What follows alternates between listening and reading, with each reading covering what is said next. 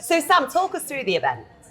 So next year, 29th and 30th of July, Roker Beach is going to host the World Triathlon Championship Series, which will see the best triathletes from around the world coming to compete here on Roker Beach soil. They'll also be joined by amateur participants taking part in some of our other races as well. So it'll be a real big festival of swim, bike, run. Now the Championship Series, if you haven't heard about it before, is a series of races that take place around the world in really like iconic cities. So next year it'll be going to Yokohama, we're going to Hamburg, and then it'll be coming to Sunderland for the British leg of the event. And it's really important for our elite sort of Team GB athletes to be able to compete on home soil. It gives them a bit of an advantage. And they are some of the best from around the world, so you will really see like the best athletes competing here. It's also in the qualifying period for the 2024 Paris Olympics, so it's going to be a really exciting race for our elite athletes.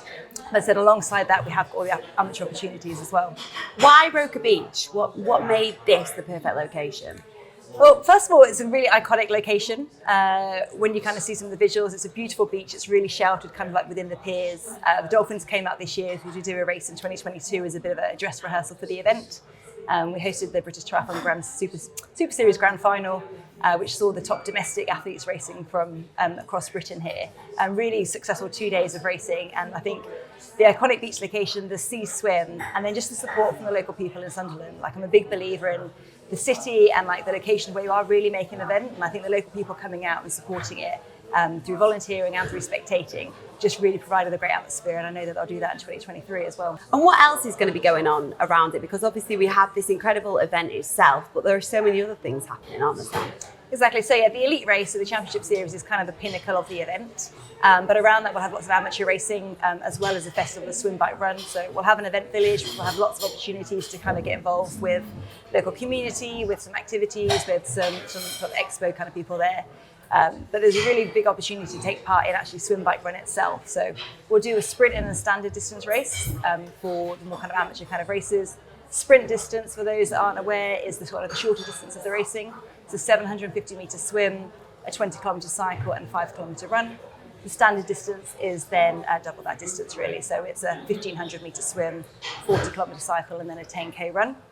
The standard distance will also act as our British Championship, so we will crown the British Standard Distance Championship that weekend, which will also act as an age group qualifier for the European Championships in 2024. So really big events going on there. We'll also be doing our big swim, bike, run programme. So that's for people that haven't done triathlon before, or quite new, or want to do kind of a bit of shorter distance. And this is kind of, I guess, the finale of a year-round programme, the swim, bike, run, that we really want to embed in Sunderland. So we'll have two different races within that. We'll have the big swim, bike, run, which is for individuals to come and race, and that's kind of a shorter race. And then we'll have one for families, so the swim, bike, run mini, which is really great for families, so for parents that want to race with their kids from the age of 4. So, there's really opportunities from people from 4 up until sort of 85 plus to kind of come and get involved in racing in some capacity. And if you're watching this right now thinking, I want to get involved, how can people get involved with it? So as I said, there's obviously taking part, but if you don't want to take part, there is opportunities to come and volunteer. We're looking for a number of people either in the village or out on the course. Or what would actually be really great for local people is to come and do that bit of wayfinding and kind of helping, we're going to have thousands of people coming here that have never been here before, of where should they go to eat, where should they go to drink, how do they find their way around Sunderland, where's good places to go on the beach. So that real kind of like local wayfinder kind of volunteer would be fantastic. There's also opportunities with businesses to get involved as well, whether it's wanting some kind of brand exposure, or whether it's because they want to do some corporate social responsibility. There's really great involvements of partnerships with businesses to come and be part of it as well. And how important is it for the local area, for Sunderland itself? It's hugely important, and one of the reasons we actually came to Sunderland is the support we've got from the City Council. It's promoting that healthy, active lifestyle and embedding that within the community. So we will have a year-round programme of swim, bike, run activities that people can get involved with to kind of try out the different sports. But really important for the area for to help them get more active and more healthy, but the economic impact that will bring to the city of 2,500 kind of participants, 15 to 20,000 spectators that will come with them. So, the eyes of the world will really be on Sunderland that weekend. The elite races will be broadcast on BBC, so, we really will be, the eyes of the world. It's going to be incredible. I'm so excited. You've obviously partnered with the Bradley Lowry Foundation. Why them? Why did you choose them to partner with? So whilst the event itself is like a moment in time, and the event almost acts as a platform, so all the rest of the activity we want to do. So I have mentioned a few times about this year-round sort of activity, but for us it's really embedding swim, bike, run within the community. And partnering with the Bradley Larry Foundation kind of gives us the access to the local community and the partnerships that they've already got and the relationships they've already got with people.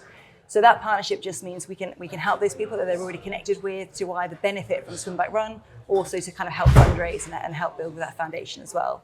And during our pre-sale period, £5 from each of our sprint and standard distance entries will be donated towards the Bradley Larry Foundation. Amazing. And for anyone who's considering coming, just tell them how exciting this is going to be. How excited are you for it yourself? Oh, it's going to be incredible. I think after the 2022 event, which was a little bit of a dress rehearsal, it was such an incredible atmosphere down here on the beach. I mean, the sun came out, we had dolphins that come out, which, couldn't really make it. But as I said before, the support from the local city and sort of the local people really, really kind of made it. And we're just going to be going bigger and better in 2023. So it's going to be fantastic.